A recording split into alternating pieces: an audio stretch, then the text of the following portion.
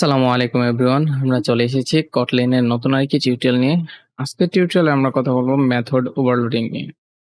Function overloading বলি আমরা আরকি Kotlin এ। সো আমরা যদি লাস্ট ক্লাস পর্যন্ত দেখি যে আমরা হচ্ছে ফাংশন কিভাবে কাজ করে, ফাংশন আসলে মূলত কি এই জিনিসগুলো দেখেছি। আজকে হচ্ছে ফাংশন ওভারলোডিং সম্পর্কে কথা বলব।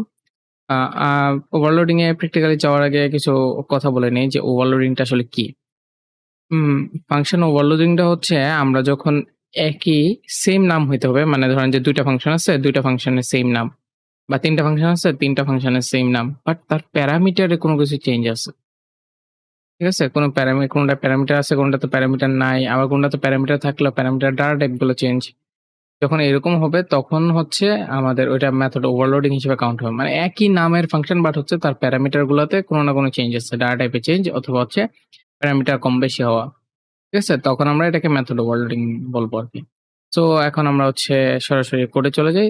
আমরা দেখি আসলে মেথড ওভারলোডিং টা কিভাবে কাজ করে। আমরা এখানে মেইন ফাংশন ক্রিয়েট করে ফেলি। মেইন ফাংশন ক্রিয়েট করার পর আমরা ধরেন যে এটার নিচে একটা ফাংশন তৈরি করি। ধরেন যে আমি দিলাম হচ্ছে ফান সাম। ঠিক আছে? এটা একটা ফাংশন যেটাতে আমি কোনো কিছু দিলাম না। ঠিক আছে? প্যারামিটার হিসেবে। দেন আমি এটাকে বলে দিলাম হচ্ছে যে আমি এখান থেকে হচ্ছে এখানে প্রিন্ট করো হচ্ছে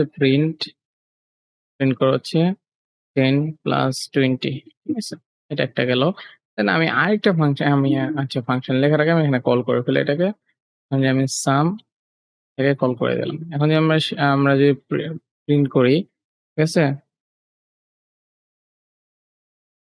আমরা যদি প্রিন্ট করি দেখি যে আমাদের কি আসে। 1 মিনিট। আমাদের 30 আসতেছে। তো এখন আমি আরেকটা ফাংশন লিখব সেইম নামে। ঠিক আছে? সেইম নাম ফান সাম। ঠিক আছে? এখন আমি প্যারামিটার চেঞ্জ আনতে পারি আরকি। এখন সেম রাখাতে 0 দিচ্ছি। আমি যখন একটা ইন্টিজার ভ্যালু পাঠাই, ইন্টিজারে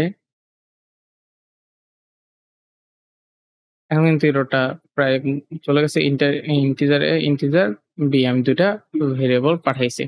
এখানে পাঠানোর পর আমি এখানে কি করব?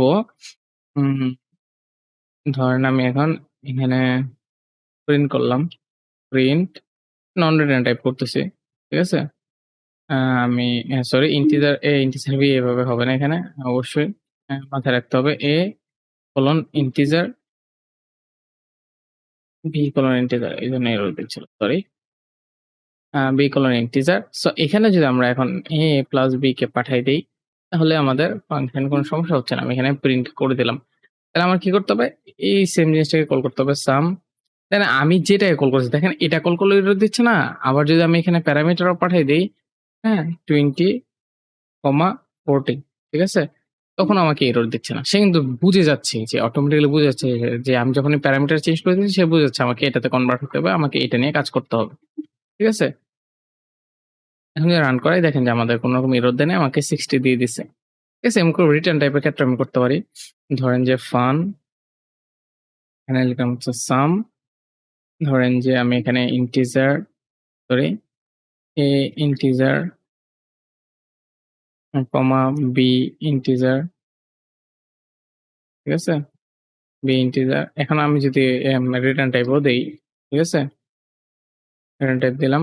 এরর দিবে কারণ হচ্ছে সেম। এই ২ টা সেম হয়ে গেছে। রিটার্ন টাইপ দেই আর রিটার্ন টাইপ না দেই। এখন আমি ইন্টিজার না দিয়ে এখানে আমি ডবল দিলাম। তাইলে কিন্তু সমাধান হয়ে যাবে আমার। ঠিক আছে? ধরছেন? এখানে যদি আমি ডবল দেই তাইলে আমার সমাধান হয়ে গেল। সো এখান থেকে আমি রিটার্ন তাহলে যেহেতু ডবল টাইপ এখানে আমি ডবলই দেই। দ্বিতীয় দিলে কোনো সমস্যা নাই। বাট হচ্ছে আপনি জেনুইন রেজাল্ট পেতে হলে অবশ্যই ডবল রাখবে। তো এখান থেকে রিটার্ন করে দিলাম হচ্ছে কি প্লাস বি কে। a প্লাস b কে আমি এখানে কি করলাম? রিটার্ন করে দিলাম। রিটার্ন করার পর আমি যদি এখানে এসে রিসিভ করি, এখানে এসে আমার প্রিন্ট করতে হবে এখন। প্রিন্ট সাম দেখেন ও এটা কিন্তু ১ম সামটাকে দিচ্ছে। বাট এখানে কিন্তু ডাবল প্রিন্ট হয়ে যাচ্ছে।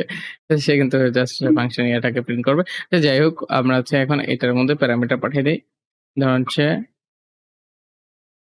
20.5, 40.5 তাহলে আমার দেওয়ার কথা অবশ্যই কত 61, ঠিক আছে? এটা কিন্তু এখন বুঝে নিছে যে অটোমেটিক্যালি আমাকে ডাবল এর কাজটা করতে হবে। ঠিক আছে? এখন আপনি রান করালেই বুঝবেন যে সে বুঝছে কিনা। এই দেখেন আ 61.0 আমাকে এটা দিচ্ছে। সো এটাকেই আমরা বলি হচ্ছে মেথড ওভারলোডিং। Same name. ঠিক আছে? ফাংশনের সেম নেম বাট হচ্ছে তার প্যারামিটারে চেঞ্জ আছে। ঠিক আছে? প্যারামিটার গুলো চেঞ্জ হয় দেখা গেছে ডাটা টাইপটার মধ্যে কোনো চেঞ্জ প্যারামিটার চেঞ্জ আনলাম। আবার প্যারামিটার ১ টা ২ টা ৩ টা ৪ টাও হইতে পারে। এরকম আরকি। সো আপনি হচ্ছে প্যারামিটার চেঞ্জ করে এবং হচ্ছে ডাটা টাইপ চেঞ্জ করে আপনি হচ্ছে আ ম্যা আ ফাংশনের নাম সেম রেখে যেটা করবেন সেটাই হচ্ছে মেথড ওভারলোডিং। মোট কথা হচ্ছে ফাংশন নেম যখন সেম বাট হচ্ছে তার তার প্যারামিটার ডাটা টাইপ বা প্যারামিটার কম বেশি হওয়াটাই হচ্ছে আপনার হচ্ছে মেথড ওভারলোডিং আরকি। তো আজকের টিউটোরিয়াল এই পর্যন্তই। নেক্সট টিউটোরিয়ালে আবার কথা হবে। আসসালামু আলাইকুম।